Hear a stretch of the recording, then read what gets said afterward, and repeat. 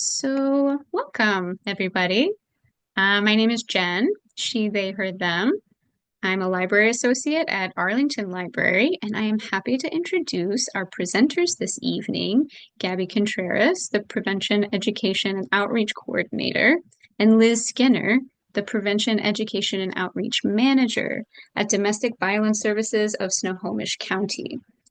So domestic violence, as you all may or may not be aware, or it's also referred to as intimate partner violence, is often called the invisible epidemic due to its near omnipresence but little to no media coverage. For example, one statistic that is pretty frightening is every minute, an average of 24 people experience intimate partner violence in the United States alone. So that's every single minute, 24 people. So this is an issue that affects all of us, but I know it's a challenging topic. So I thank and commend you all for your interest in supporting survivors and our local domestic violence services. Lastly, I want to thank you all for your respect and mindfulness sharing this digital space with each other. If at any point you need to step away, please take care of yourself. The information and resources will be available for you when you're ready. So please join me in welcoming Gabby and Liz. Alrighty, thank you so much for the introduction. As she said, my name is Gabby. I use she, her pronouns, and I am a Prevention, Education, and Outreach Coordinator at DVS of Snohomish County. I'm joined by my manager of the department, Liz Skinner. So today we're going to be talking about supporting survivors of domestic violence. So whether you're a case manager and you're looking to support your clients, or maybe a concerned friend, a family member, or even just a community member that would like to learn more, this presentation will provide some helpful information on intimate partner violence and the services that DVS of Snohomish County offers, and also how to get connected with those. So for our agenda today, we are going to discuss the signs of abuse, some different signs that someone might be in an abusive relationship, and also what is at the core of abusive relationships. We'll go over some tips that we have in regards to intervening in a safe way, both for yourself and for the survivors. And then we have some tips on how you can support those survivors in your life, as well as more information on our services and once again, how to get connected with those. We should have some time at the end as well for some question and answers. So if you would like to put those in the chat or save those for the end, we would be more than happy to answer all of those. Alrighty, so we're going to dive right in with the power and control wheel. So this is a model that we use in the field of domestic violence services. Many people are much more familiar with the concept of the cycle of abuse, so that might ring some bells. That is the old model that we work off of, and it is still something we use, but it's not quite as comprehensive as this power and control wheel. So this wheel, essentially what we see here is we have physical and sexual violence on the outside. We call this the tire of the wheel, if you want to go really into the metaphor. So the tire, why it is on the outside is because this is the physical evidence. It is what we see in domestic violence relationships. It is the wounds. It is the hospital visits. It's the police reports. It is all of those things that physically show you that this happened. But what we know about domestic violence is that often other abusive behaviors are happening that we can't easily see and we can't easily name. That's why we have all of these different spokes here. We're not going to go into too much detail about each of these, but this is the basic ideas. There's these different, more subtle approaches to abuse, and it's all rooted in power and control. Every abusive relationship looks a little bit different. The abuser is going to be a different person, going to have their own background, their own identities.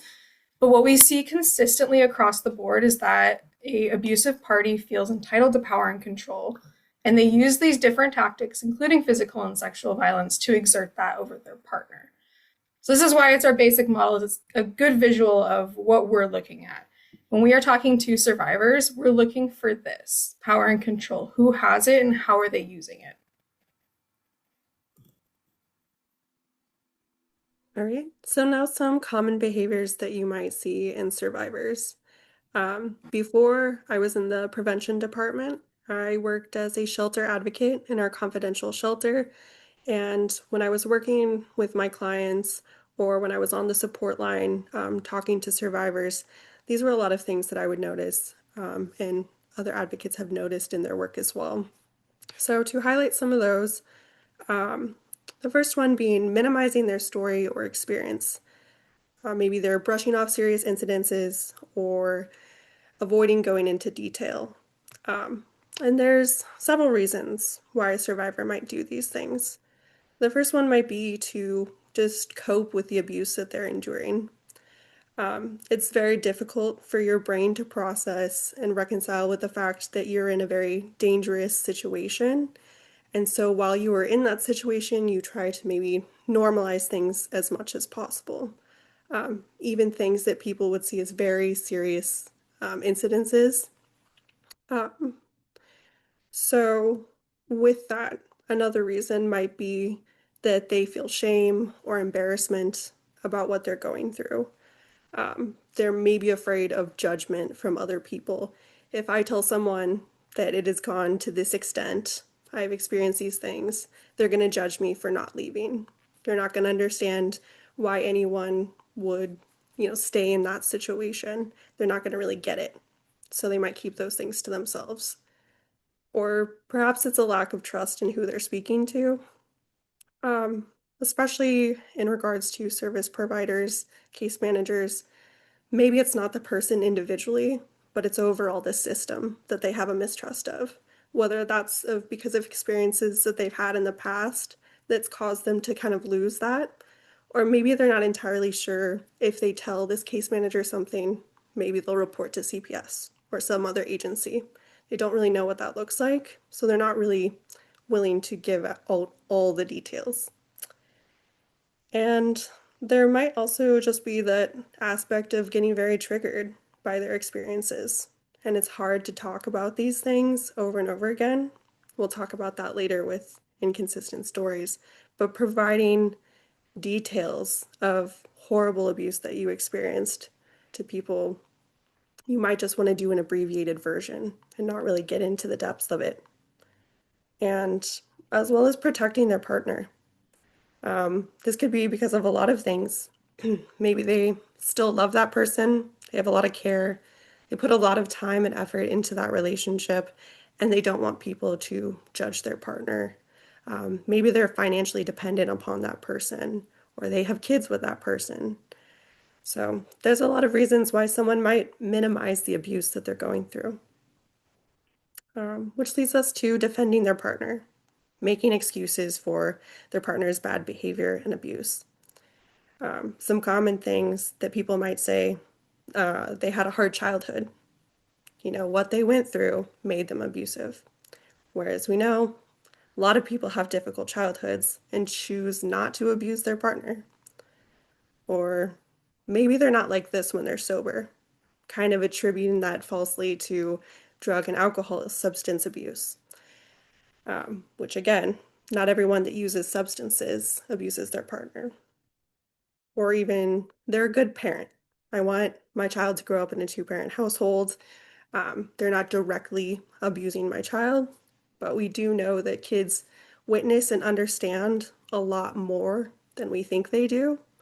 And even if they're not to the age where they're understanding the abuse or the power dynamics, there's still the feeling in the household, the uneasiness, not feeling quite safe. Um, the idea that it's not always bad. So, kind of that cycle of abuse. If abusive relationships were horrible all the time, more people, I think, would leave them quicker, would realize things. But the reality is, that's not how they work. There's going to be nice periods, there's going to be good memories that you'll want to hold on to when times are bad. Um, and also blaming themselves. I shouldn't have made them mad. then that wouldn't have happened to me. That manipulation of believing that maybe everything is your fault, so you deserve the abuse that you got.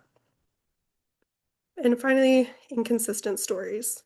So when you're talking to a survivor, as their case manager, as their friend, someone supporting them, you might get different versions of the story depending on the day. And we talked about a little bit about how that's really triggering to relive your story over and over again.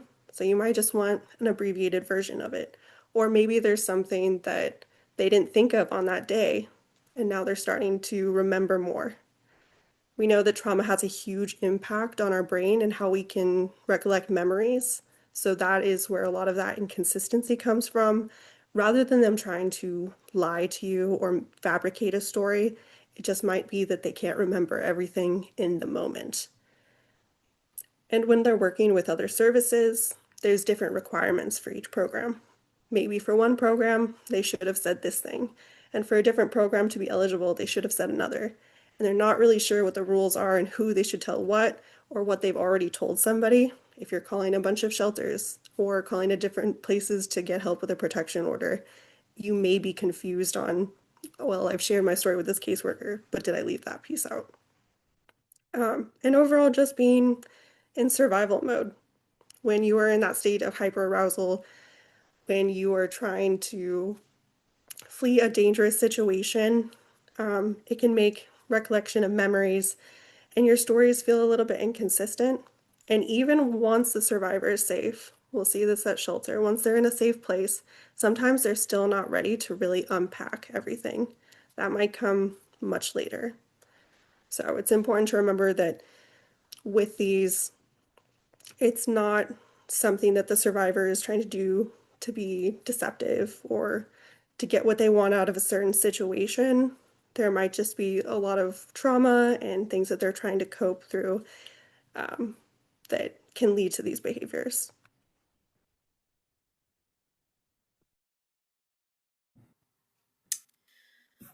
All right. So if you're noticing these behaviors, if you're seeing some things in the power and control wheel or hearing about it from a friend or a client, and you're seeing these behaviors in that person, you might want to do something about it. And that's, I think, a good part of what our conversation is today, is just to offer some tips. One thing that Gabby and I both want to emphasize is this isn't a one-size-fits-all situation. Every relationship is going to be different. Every survivor is going to be different. And so these are just some tips that can work in some situations, and you can always try and see what works for that person that you're thinking of or whoever you come across. So if we're talking specifically to a survivor about the relationship, we are going to talk a little bit about talking to a potentially abusive party, but that is the next slide. So for talking to survivors, first up, acknowledge that they're in a difficult and scary situation. As Gabby was saying, survivors tend to downplay what they're experiencing, and that's not just to other people, it's also to themselves, because they have to survive. In order to make it through today, through tomorrow, they have to put themselves in the place of, this is not as scary as I think it is, and their tolerance for fear gets higher and higher because it has to. They're in survival mode. That's why we call them survivors. They are truly surviving these situations. And so acknowledging that this is really challenging and it sounds really scary sometimes just bridges that gap, and it opens up that door that they have kept locked for so long. It's important to be supportive and listen. Another big thing, so this goes with the be non-judgmental, both of those, is if you're talking to especially a friend and maybe you know both parties in the relationship, to be a non-judgmental listening ear and just hear them out, hear what they have to say, ask questions, non-judgmental questions, ideally, not why are you staying with this person, or well, why didn't you just fight back? Questions along the lines of, how did it feel when this happened? What was going on when this happened?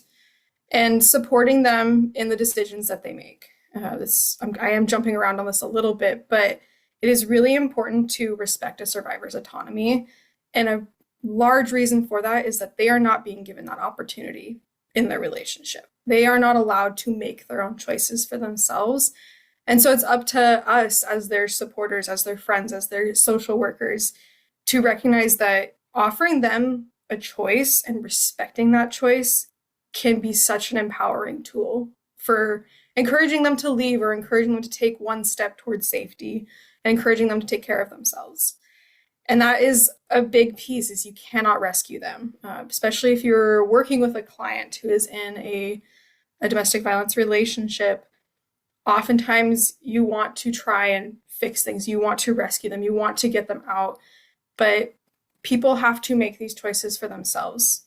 You can force a survivor to leave, and they might go right back to that person. We have survivors who choose to leave, and they go back to their partner. And there's a number of reasons why that happens. And so we have to adjust what we view rescuing as. It's not getting them out, it's helping them survive. So rather than trying to find them housing if they don't want housing, maybe it's, how do we make home more safe? Is this person tracking you? Are they hurting the kids? Are they hurting your pets? Do you need food resources? How can you make their situation a little safer? And that goes with developing a safety plan. Sometimes that safety plan is for a harm reduction approach of how do we cope with what's going on right now in a safer way? And maybe it is, what's an escape plan? Whenever the line comes for I'm ready to leave, what do they need? Do they need resources? Do they need transportation? Do they need housing? Do they need childcare? Who can they contact about this? Do they need a code word that they text someone? Do their kids need a code word to text them? So we have all these different layers to it, and there's some amazing tools online that we would absolutely recommend people check out if you're interested in those. The domestic violence hotline for on the national level, they have a safety planning tool on their website, and it is a very thorough safety plan. So I'd recommend checking that out. Another thing that you can do, so we're talking about this harm reduction approach. So maybe it's not getting them out or helping them leave, encouraging them to participate in their community. Isolation is one of the most dangerous elements of an abusive relationship.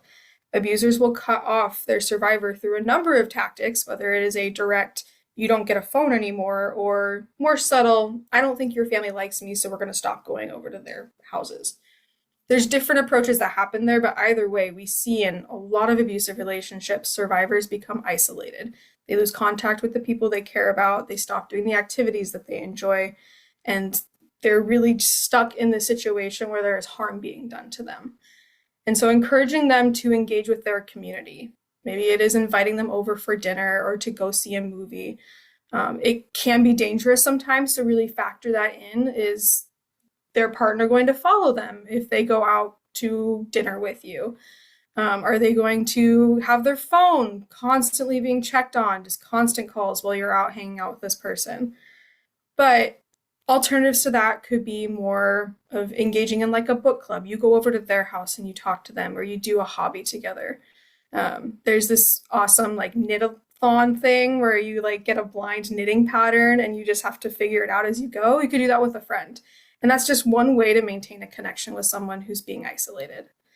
And of course, encouraging them to talk to people who can offer additional help, whether it is a medical care provider, if it is a social worker, if it is calling a hotline or texting a hotline.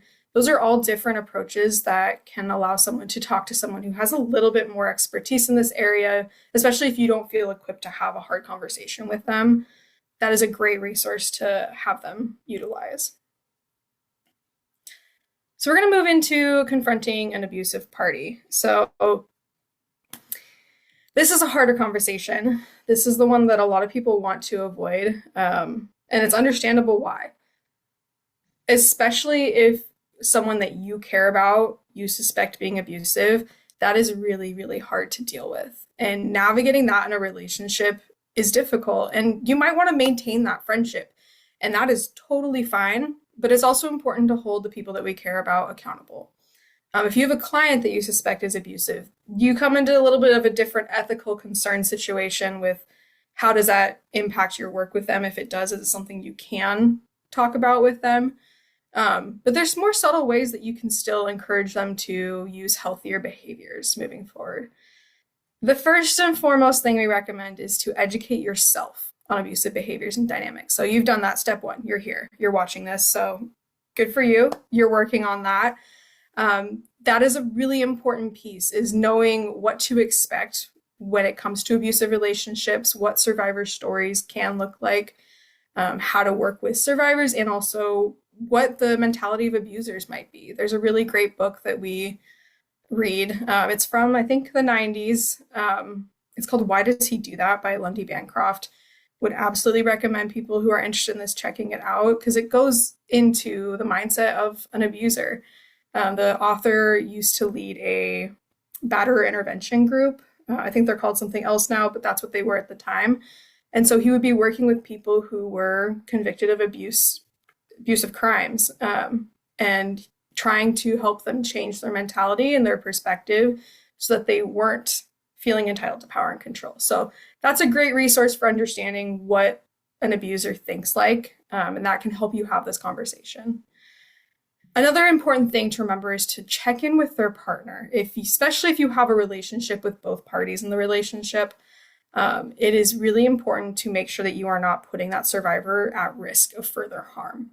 If you are able to, ask them what they think about you confronting that abuser. Ask them what they feel in this situation and about the incidents that have happened. They might not want you to talk to the person, and it's important to respect that. At the same time, if you are actively witnessing violence or harm, that's an opportunity to intervene. Again, keeping in mind the potential harm that could come to their partner. So just have that in the back of your mind as you go through this. When having that conversation, don't excuse their behavior. One thing that as humans we like to do in active listening is to validate.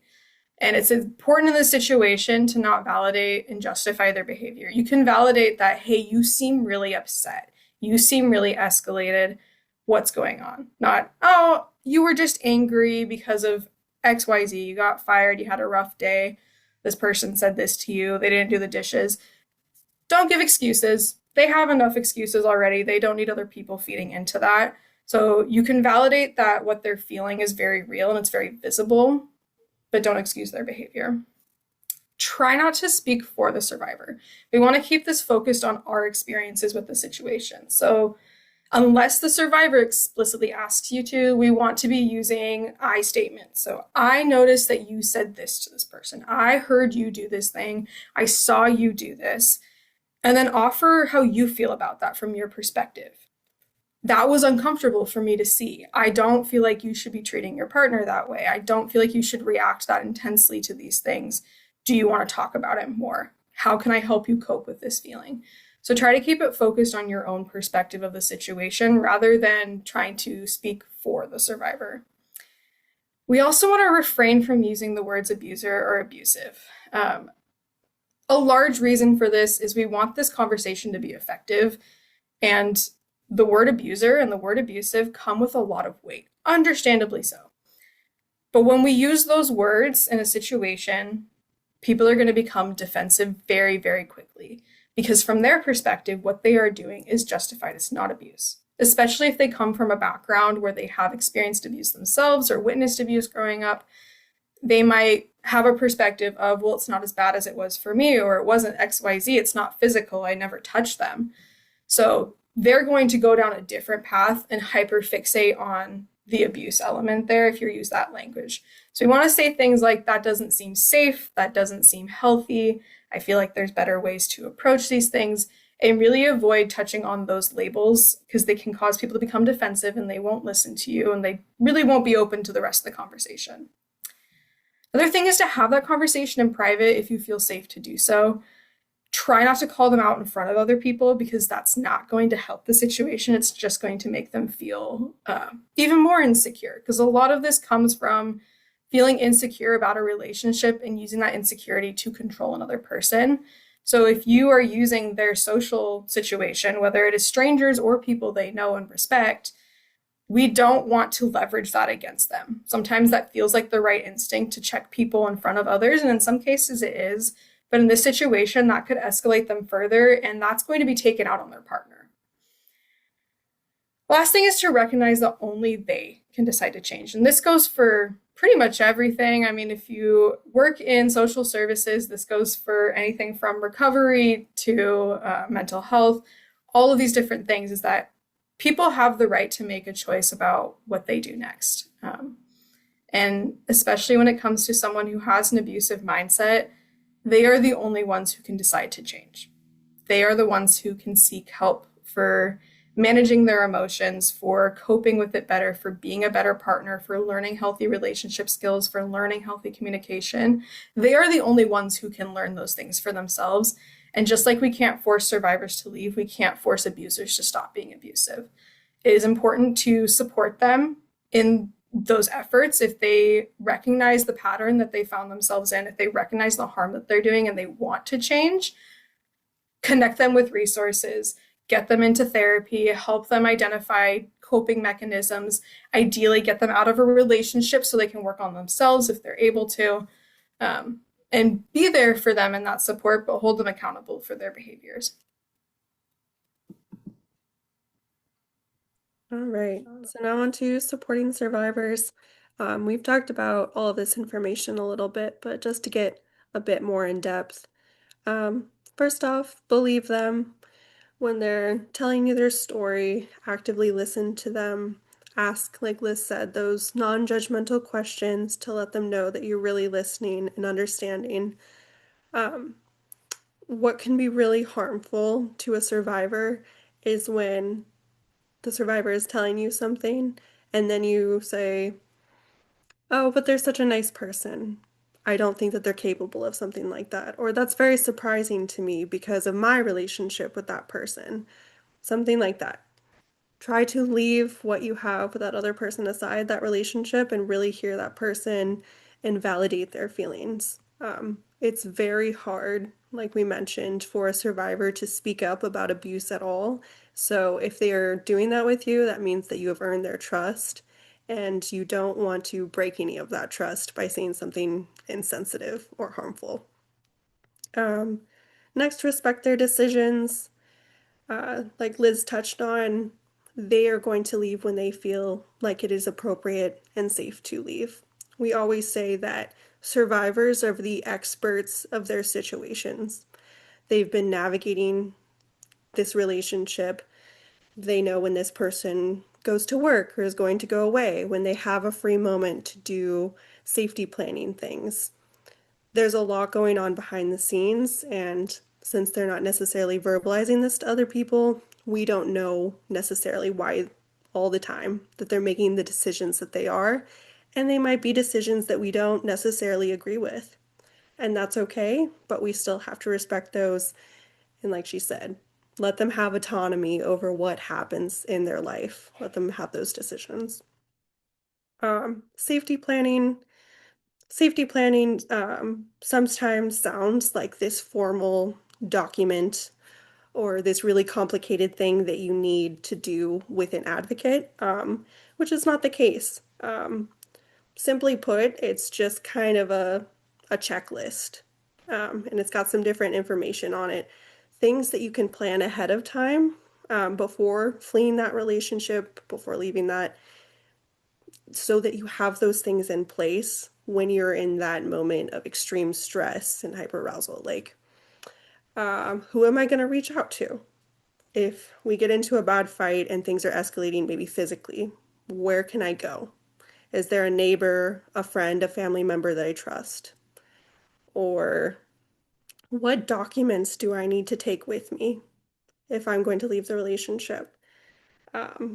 For new housing, you're going to need things like your ID and social security number, maybe some resumes for new jobs, other documents that might be important, birth certificates for your children. So really, it's just coming up with a game plan, and it's very tailored to your own specific situation because, like we said, every survivor navigates the worlds in the way that they know how to, and everyone has different resources. So some people's safety plan is going to be full with lots of different options for that person to go to, and they're going to have an abundant amount of time to collect all of these things. Sometimes that's not the case. So really it is just something personalized. And our advocates will talk more about them helping you with that. So you can help your friend or whoever you care about with that safety plan But if there's some things that you're thinking, well, maybe I'm not quite thinking of all the things that need to be included in that safety plan, you can run it by our advocates. You can have some professionals assist as well. And finally, offer resources and support. That's why you're here, is to learn how to support survivors, offer them the resources that you've heard about, the resources that we'll share with you. And like we said, you don't have to have all the answers. You don't have to be an expert in intimate partner violence, just really being there for that person in whatever way that they need you, because sometimes they might want to do things on their own. There is a lot of that shame and embarrassment, or maybe even pride, that you just want to get through this situation, navigating it on your own terms, and that's fine too. So try not to be overly involved and just hear them out for the level of support that they need from you. Try to provide that to the best of your ability. Refer to experts for whatever feels like you need a little extra help on.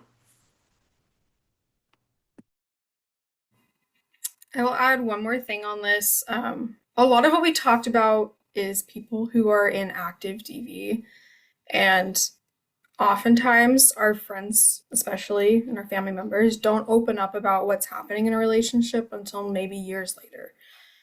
So safety planning is something that you're going to see a lot throughout this presentation because it's in almost every of the upcoming slides. Safety planning isn't just how do I get myself out, it's also how do I cope with what's happened. Maybe it's finding a therapist, maybe it is joining a support group, maybe it's knowing what your triggers are. How do you respond to those triggers? How can you talk to people about avoiding those triggers? What boundaries do you need? There's so many different layers to emotional safety planning as well. And that's another key part of supporting survivors, especially after they've left. Processing the trauma of an abusive relationship is complex and it takes a long time. So that's another way that you could support someone that you care about who's experienced DV in the past. So we're going to shift gears a little bit to talk about what we do at Domestic Violence Services. So it's going to be a run through of all of our services. And I know they said that's the beginning, but if you have any questions, feel free to put them in the chat. We tend to get the most questions about this part, so would absolutely love to answer them at the end. This is the list. We're going to go through each of these individually to kind of break down what they mean and how we use them in working with clients. So who we serve specifically survivors of intimate partner violence. So domestic violence is an umbrella term that means violence in the home.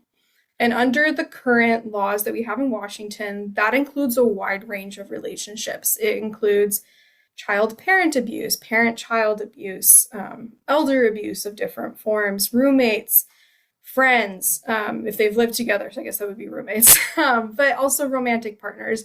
And that's where intimate partner violence is.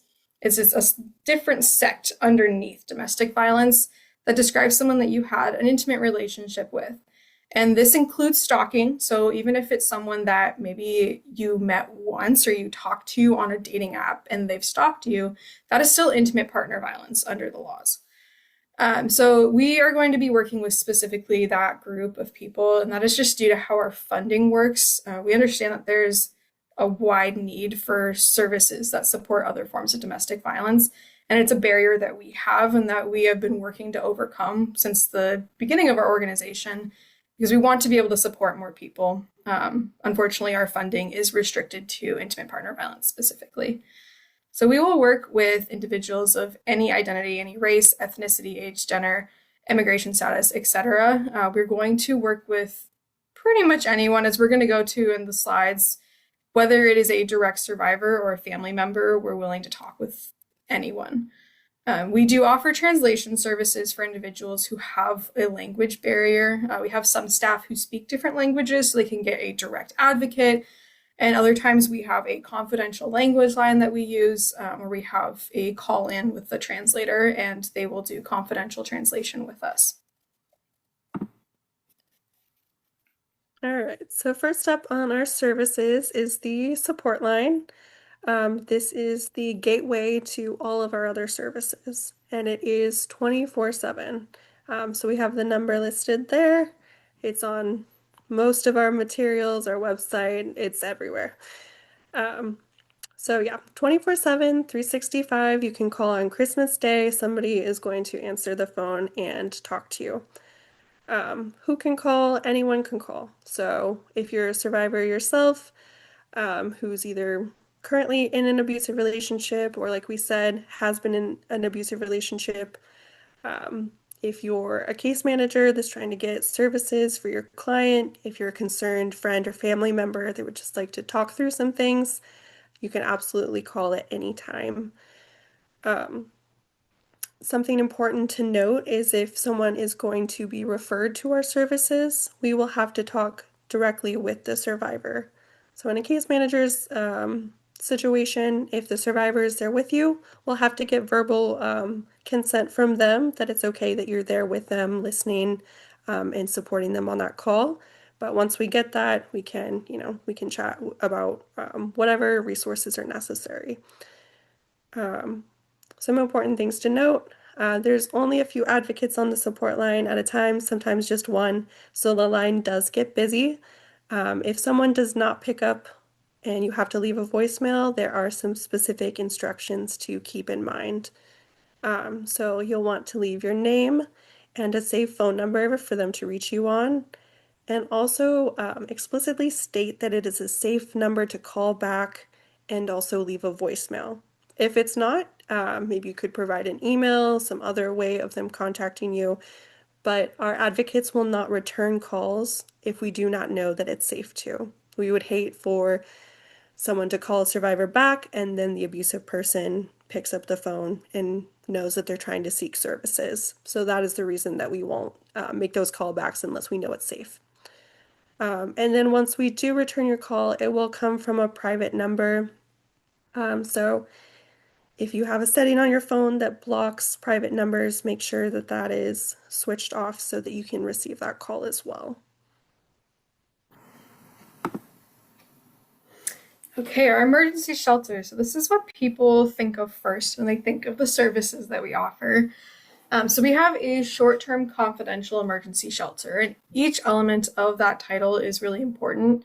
So our shelter is specifically for people who are fleeing high lethality situations. A lot of people become unhoused because of domestic violence, and unfortunately, we're not able to provide shelter for everyone, and that is something that is really frustrating, especially as a loved one and a case manager, wanting to get them into a shelter, especially one that specializes in domestic violence. But we're looking for a really high threshold of risk. That's just because we have limited space. Unfortunately, we're not able to shelter everyone who requests it. In our shelter, it is a 30-day stay. We can extend that as needed. Ideally, we're looking at 2 to 3 weeks so we can identify a next step for that person, get them into housing, and find a safety plan, all of those different elements.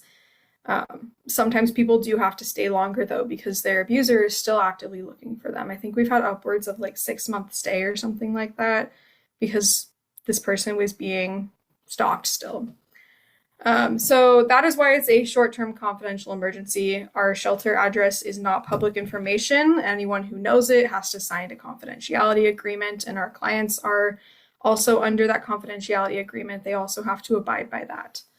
So it is a 52-bed facility. We have 13 rooms, each with 4 beds, and they have a private bathroom. We have some adjoining rooms to accommodate families that are bigger than 4 people. So if we have a family of 7, they're going to have 2 rooms for themselves.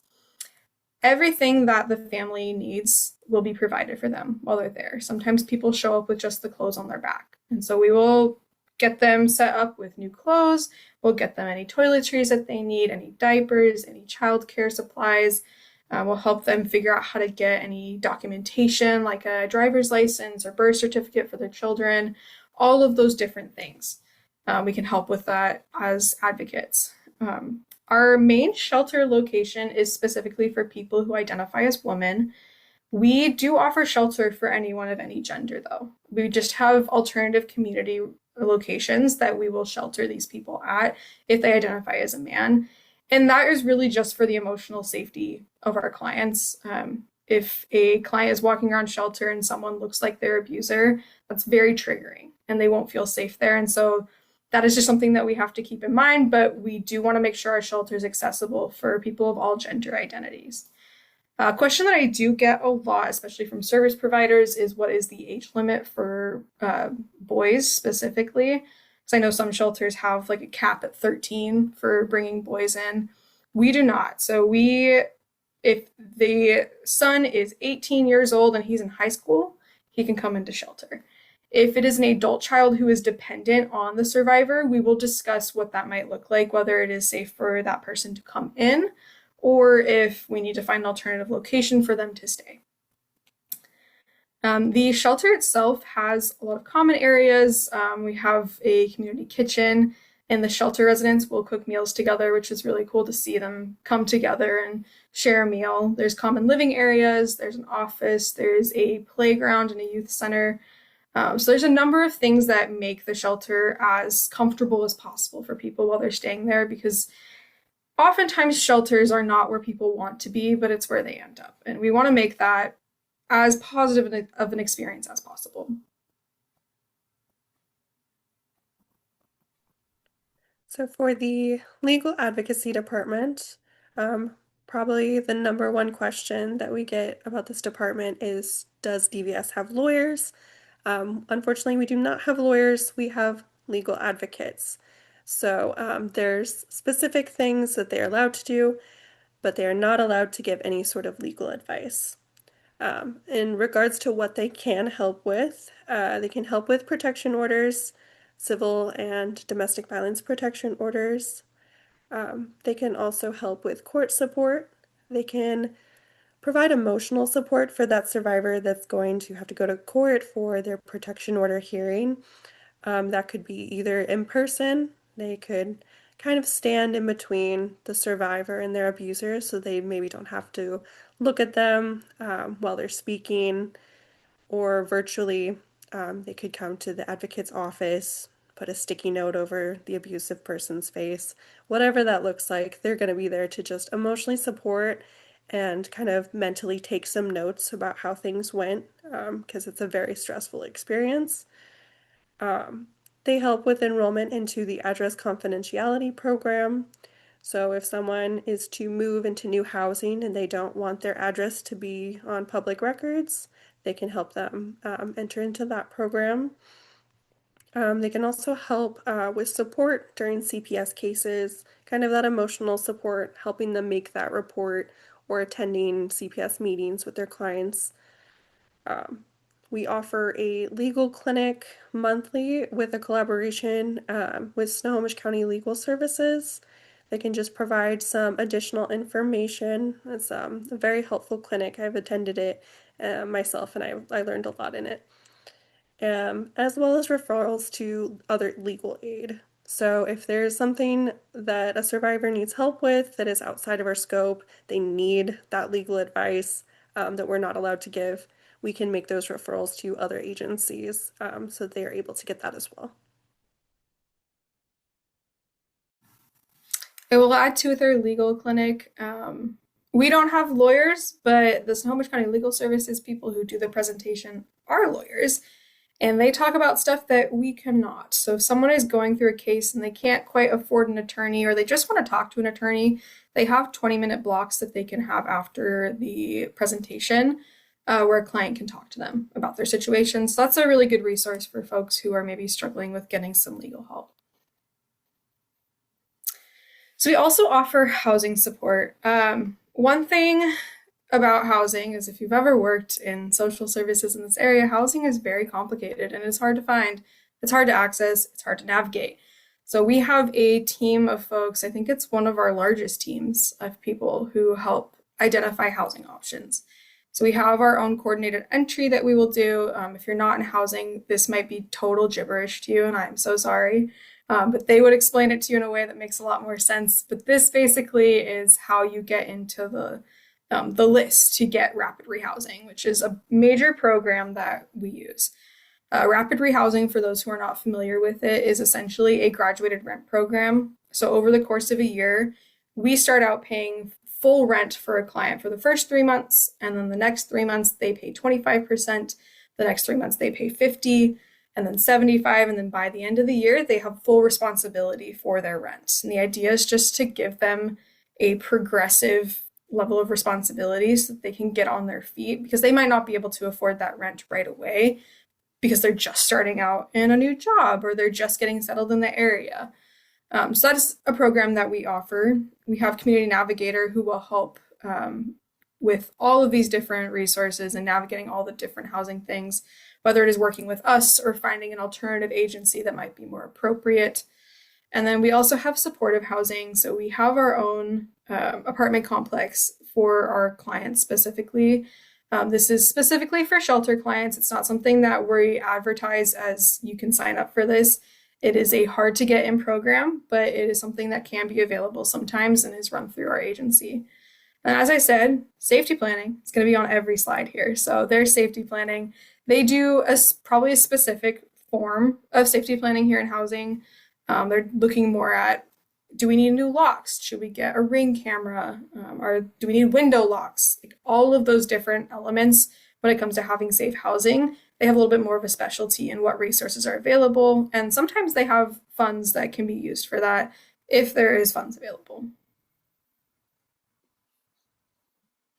All right, prevention, education, and outreach, also referred to as Previo, our little acronym for that. So we split our department into 3 different components. So we have intimate partner prevention. That is primarily where we're doing healthy relationships, skill building. This is repeated curriculum like healthy relationship groups. We'll have different topics each week that we meet with a group of students and an activity to go along with it to help the youth engage more and also remember the material. We also go to schools and give maybe a day of presentations or a couple of days each semester. And then community education. We collaborate a lot with our different community partners via going to coalition meetings or different community events, also part of our outreach. Giving presentations like these so that other people know what services are out there from our agency, more information on intimate partner violence as a whole, and then we try to spread through education through our social media as well. And we'll have all of the different social media platforms that we're on a different slide, so definitely give us a follow. We have some posts about events that we have coming up and just some good educational bits. And then our outreach efforts. So we attend a lot of different community events. We'll do drop-in hours at community resource centers or libraries. And 2 of the biggest things that we do are Teen Dating Violence Awareness Month. That is in February. We try to do lunchtime resource tabling at a bunch of different schools, get more information and awareness out there. And then Domestic Violence Awareness Month, which is this month, October. And we have a couple of different events for this month as well. So we also offer community advocacy. So this is working in conjunction with our local CSOs, community service offices. This is the new name for the welfare office, which is what more people think of it as.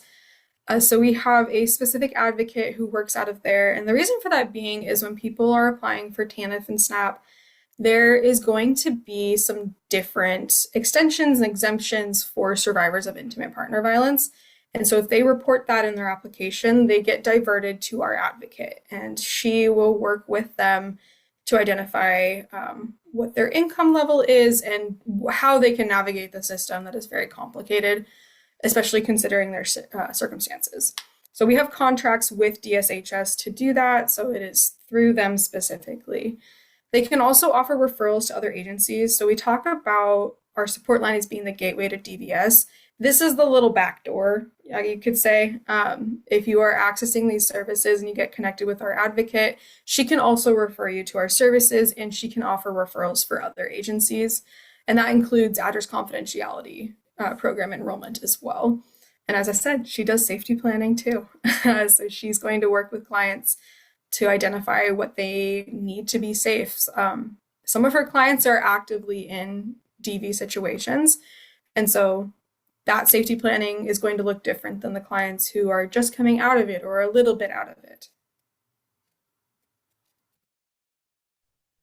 And finally, we have support groups. So they are all confidential. We have two general groups, a Spanish-speaking group, and then one that is for our shelter clients.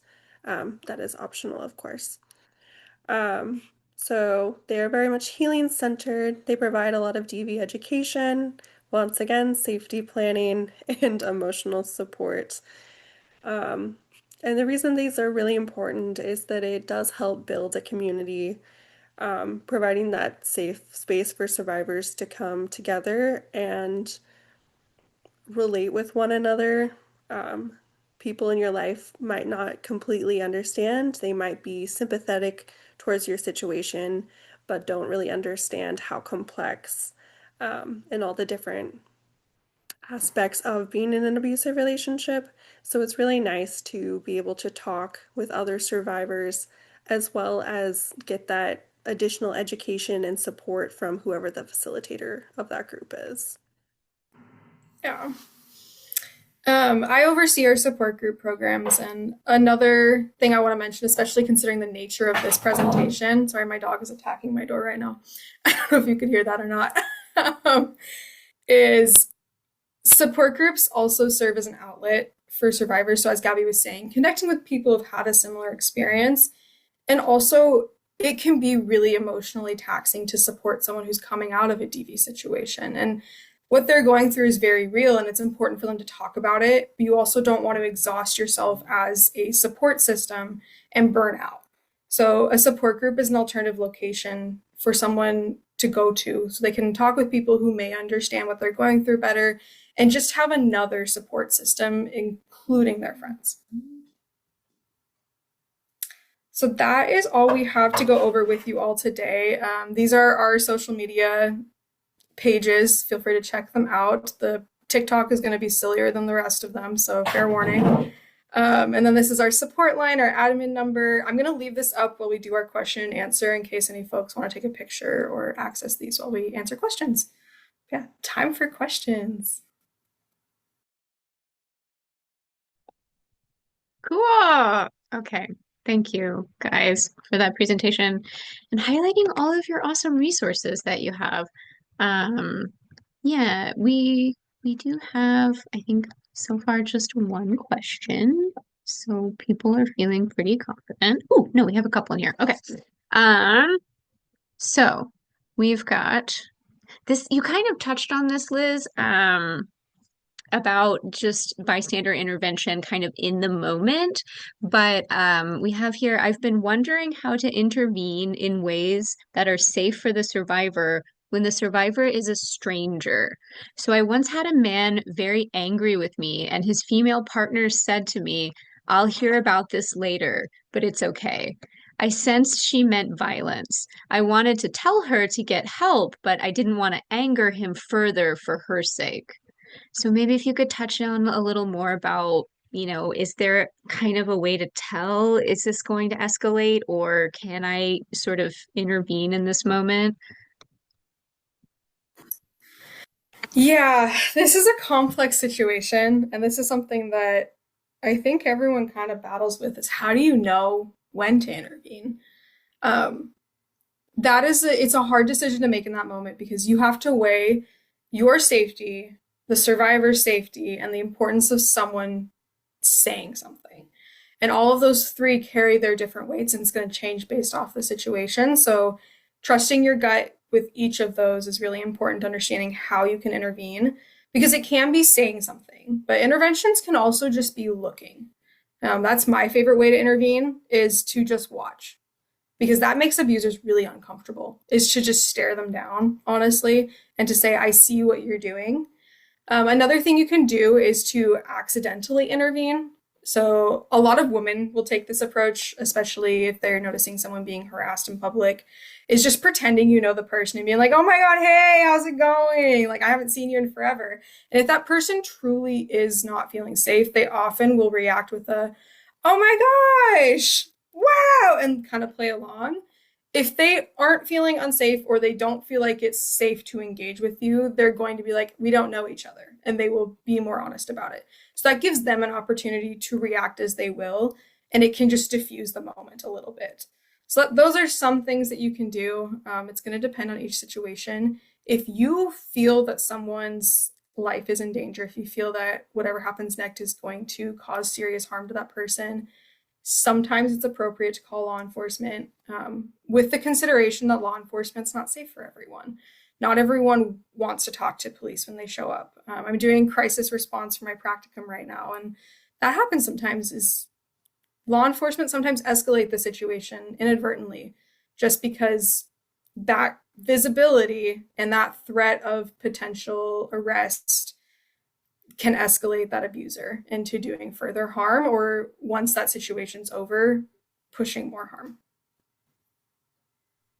That's such a great idea. That's a good tip. Yeah, I'm sure it is so unique for every situation, but that is a really good tip because yeah, we do kind of do that sometimes with spam presenting folks just to sneak in there and make sure everything's okay.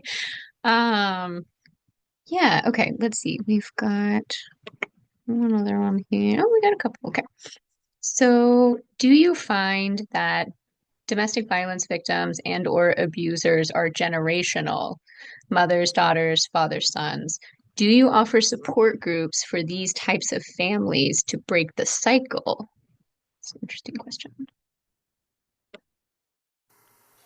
That is a good question. I'm sorry, I'm jumping in, Gabby. Go Feel for free it. to chime in with more.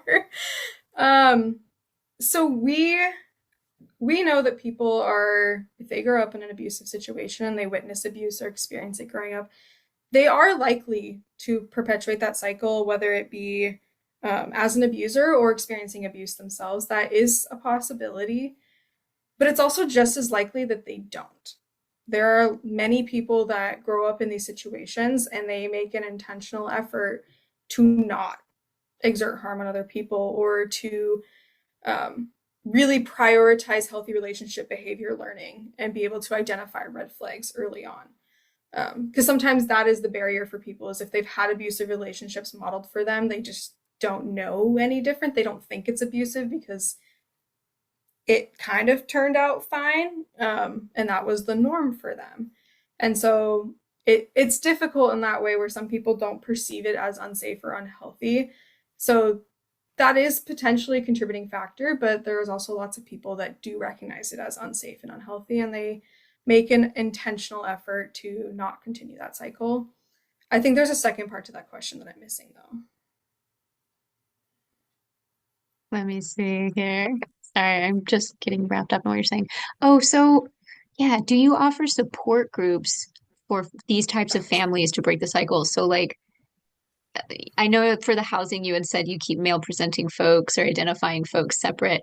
Is there anything for a family to come in of different, generations, different genders, the mix of them, support group like for the whole family, I think is the question. Not Not right now.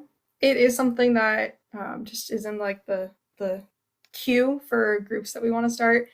We've been switching our groups over from virtual to in person over the last year, which has been an endeavor. And so the next step is offering different groups. So our goal for the next few years is to start a queer and trans support group and a family support group. That would be specifically for families of survivors, but that is a broad range of when that experience happened, whether it was a parent who experienced abuse and it's the kids coming as adults. There's a couple different things that we can do with that, and that's something that we're really interested in doing, but not right now, unfortunately.